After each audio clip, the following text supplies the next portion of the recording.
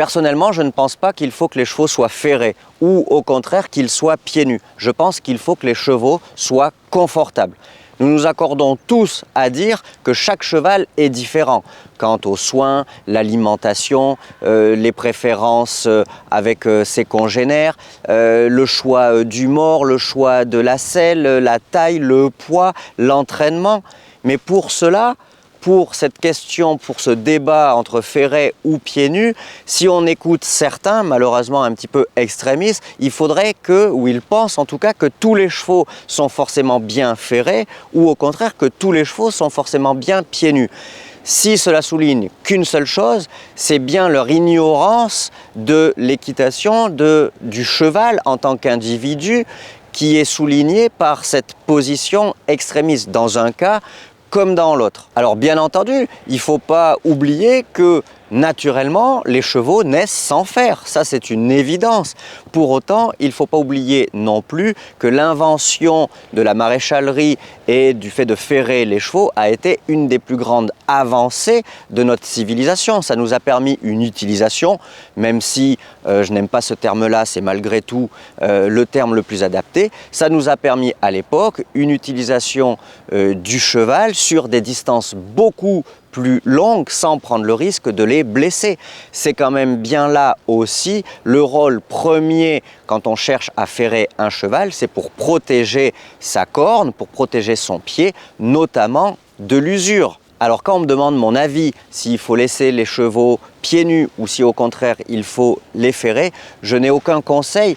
Dans ce domaine, je n'ai de toute manière aucune légitimité. Personnellement, j'ai pendant très longtemps travaillé uniquement avec des chevaux ferrés de par ma culture équestre. Dans le centre équestre dans lequel j'ai grandi, les chevaux étaient ferrés. Puis ensuite, à la garde républicaine, les chevaux aussi étaient ferrés.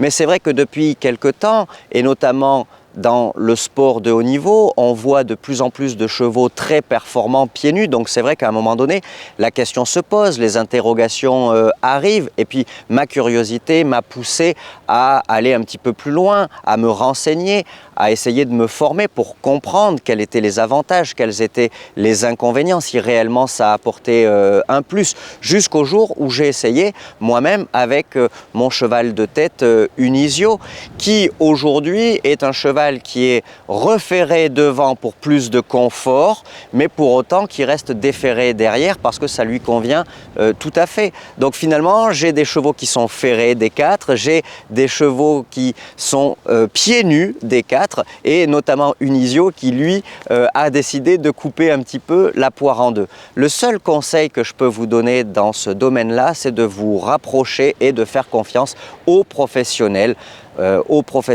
maréchaux ferrants et ou podologues.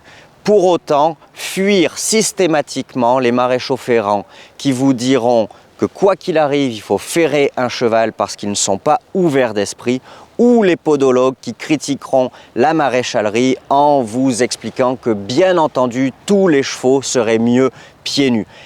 Dès que vous croisez un professionnel un petit peu extrémiste et qui manque d'ouverture d'esprit, à mon avis, c'est un professionnel à éviter. Sur ce, je souhaite réellement que vous trouviez ce qui est le plus confortable pour votre cheval. Voilà ma réponse sur cette question, et si vous souhaitez aller plus loin, recevoir encore plus de conseils, d'astuces et d'idées d'exercices, je vous invite à me rejoindre en cliquant sur le lien sous cette vidéo. Salut et à très vite.